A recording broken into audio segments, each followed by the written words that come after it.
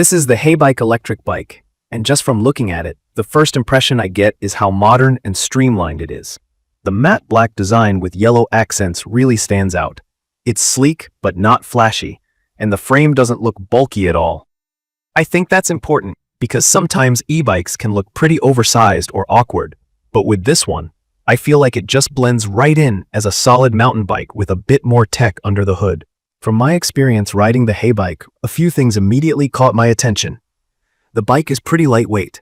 At about 53 pounds, I found it much easier to handle and carry than a lot of other electric bikes I've tried before. Lifting it onto a hitch-mounted bike rack was honestly no big deal, which is not always the case with e-bikes. If you're someone who's worried about storage or transport, I can tell you right now, it's not going to be a hassle with this one. One of the key features for me is the 27.5-inch tires. These are bigger than basic commuter tires, but not massive like fat tire bikes. On the street, they roll really smoothly and soak up a lot of those small bumps. The first time I took it out for a ride, I actually noticed myself going over pavement cracks and small potholes, and I could feel the front suspension fork doing its job. For anyone new to e-bikes, the suspension is basically a system up front that helps absorb the impact from rough roads or trails, making your ride way more comfortable. There's also an option to lock the suspension if you want a stiffer feel, but I kept it open for extra comfort since I was going on a mix of paved and dirt paths. A high-strength aluminum frame feels tough but light at the same time. That surprised me a bit, especially since, looking at it, I was expecting the ride to feel heavier. I guess I was a bit worried I'd lose agility, but actually, handling the Heybike felt very natural. I could whip it around corners and even weave through slower bike path traffic with minimal effort. For someone who's not super tall, I'm right around 5'7". The adjustable seat and handlebar made it easy to get a comfortable fit. From what I saw, I think riders from about 5 feet up to over 6 feet could all find a good position. Let's talk about power, because that's really what separates e-bikes from regular bikes. You get a 750-watt peak brushless motor here, or to put it simply, a motor with plenty of kick.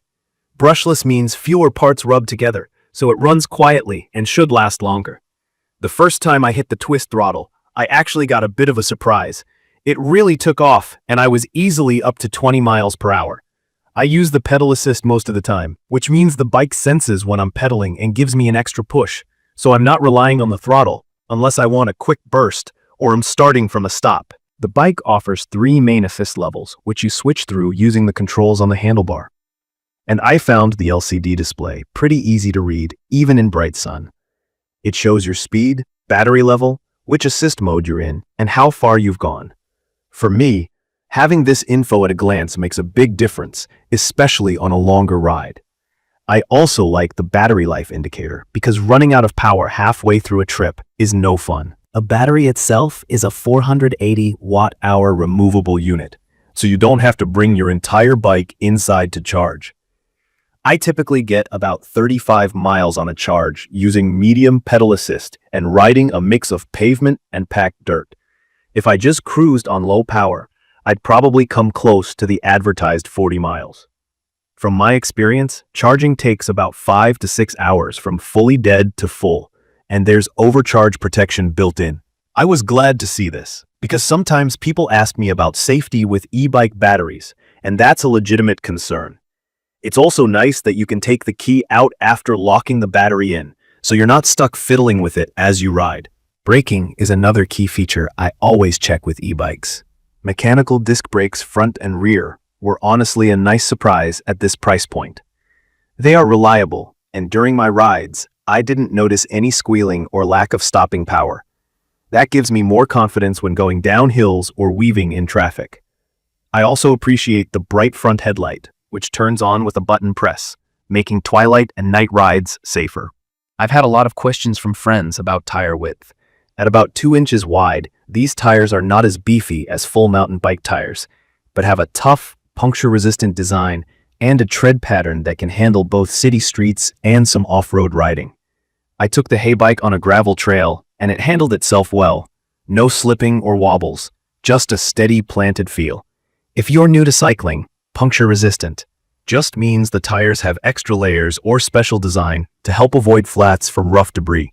For daily commuting, this is a big deal. Another thing a lot of people want to know is whether this bike can handle different weights and body sizes.